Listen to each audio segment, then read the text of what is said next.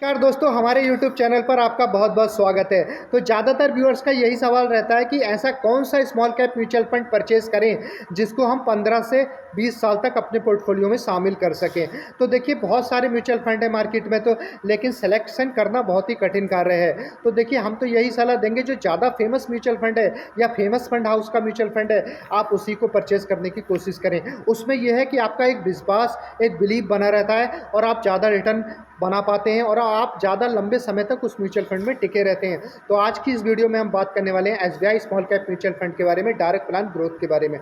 तो देखिए, SBI small cap mutual fund direct plan purchase करें आप, रेगुलर प्लान के चक्कर में ना पड़े। इसका जो रिस्को पैरामीटर है वो वेरी हाई रिस्की है, कैटेगरी स्मॉल कैप है, इक्विटी जो है स्मॉल कैप है। इसके रिटर्न का चार्ट देख लेते हैं। पिछले 6 महीने में इसने जो है 3.69% का पॉजिटिव रिटर्न दिया है। पिछले 1 साल की बात कर लेते हैं, -1.98% का नेगेटिव रिटर्न दिया है। पिछले 3 साल में 21.78% का पॉजिटिव रिटर्न दिया है। पिछले 5 साल में 29.61% का लगभग 30% का पॉजिटिव रिटर्न दिया है। बहुत अच्छा म्यूचुअल फंड है। 2013 से लेकर अब तक देखा जाए 24.54% का पॉजिटिव रिटर्न दिया है। 11 जुलाई 2025 को इसकी एनएवी का प्राइस 201 रुपया 26 पैसे था।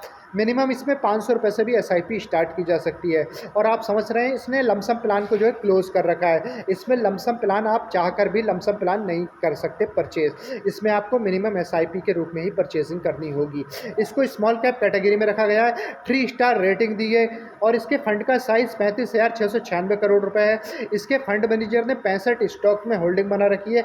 बहुत ही एनालिसिस करने के बाद, बहुत ही जो है उसको जो है रिसर्च करने के बाद बहुत अच्छे स्टॉक्स जो है सिलेक्शन किया है। एक्सपेंस रेशियो 0.75% है, जो कि 1% से काफ़ी कम है। किसी म्यूचुअल फंड का 1.5% भी होता है, 2% भी होता है, 2.25% भी होता है।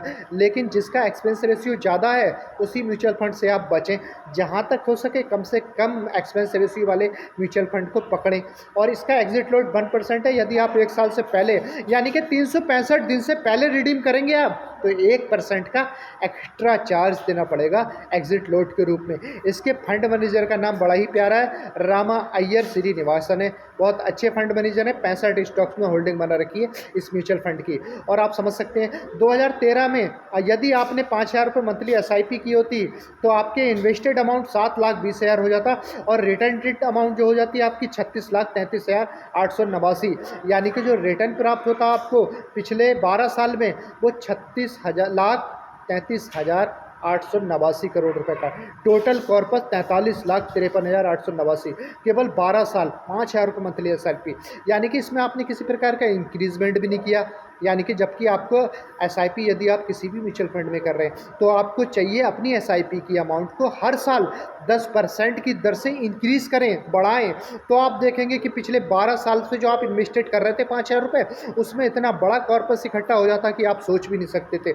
लेकिन अभी समय नहीं गुजरा है। यदि आप SBI small cap mutual fund में इन्वेस्टेड हैं या किसी भी म्यूचुअल फंड में इन्वेस्टेड हैं और आपकी एसआईपी चल रही है 2,000 मात्र 2,000 रुपये मंथली एसआईपी, 1,000 रुपये मंथली एसआईपी, 5,000 रुपये मंथली एसआईपी, 8,000 रुपये मंथली एसआईपी, 10,000 रुपये मंथली एसआईपी, 15,000 रुपये एसआईपी या 20,000 रुपये मंथली एसआईपी, तो आप एसआईपी की अमाउंट को देखिए। आपकी जो इनकम है, आय है, वो हर साल थोड़ी बहुत तो इंक्रीज़ होती है।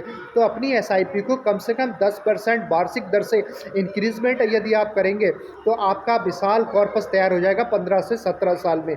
इसलिए यदि आपने 2013 में 5,000 रुपये मंथली की एसआईपी की होती तो और 12 साल का पेशेंस रखा होता तो आपके जो इन्वेस्ट होते पैसे वो 7,20,000 मात्र होते और आपको उस पर रिटर्न जो प्राप्त होता 36,33,889 का होता। टोटल कॉर्पस आपका तैयार हो जाता लगभग 50 लाख रुपए का, लगभग 43,53,889 रुपये का आपका कॉर्पस 12 साल में ही इंक्रीज़ हो जाता। जबकि इसमें आपने एसआईपी की अमाउंट भी इंक्रीज़ नहीं की है और आपने कोई फंड भी नहीं किया है, आपने लमसम अमाउंट भी नहीं उसमें जो है ऐड किया है, फिर भी आपके पास 43,53,889 केवल 12 साल में। तो देखिए, इसने बहुत अच्छा रिटर्न दे रहा है। अपनी कैटेगरी के स्मॉल कैप म्यूचुअल फंड को बीट करता हुआ चल रहा है। फेमस फंड हाउस के से रिलेटेड म्यूचुअल फंड है।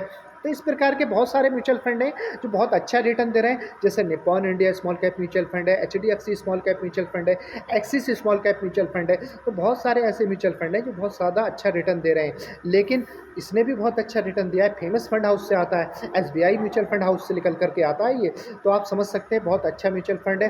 देखिए कोई भी म्यूचुअल फंड हो ज़्यादातर अच्छा ही होता है, लेकिन जब मार्केट डाउन चल रहा हो उस समय आपको चाहिए कि अपनी एसआईपी की अमाउंट को 20%, 10%, 30% तक इंक्रीज करें।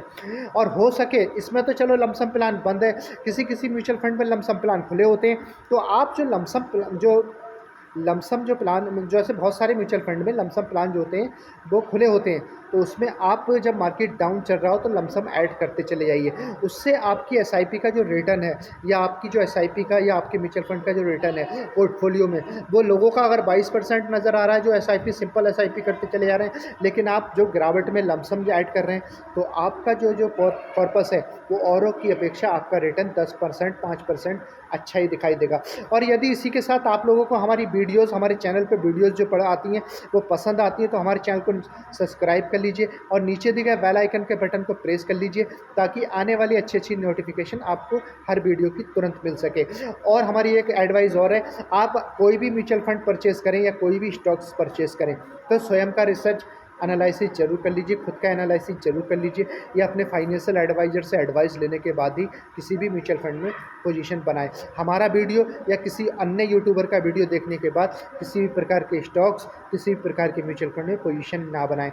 आप अपने रिस्क पे ही कोई म्यूचुअल फंड खरीदें, दूसरे को ब्लेम नहीं करना चाहिए, क्योंकि हमें खुद का एनालिसिस जितना होगा आपकी नॉलेज बढ़ेगी, आप उतना ही ज़्यादा CAGR निकाल पाएंगे। इसलिए आपको अपना जो है एनालिसिस करना बहुत ज़रूरी होता है। इसी के साथ नमस्कार दोस्तों, और हमारे चैनल को सब्सक्राइब जरूर कर लीजिए।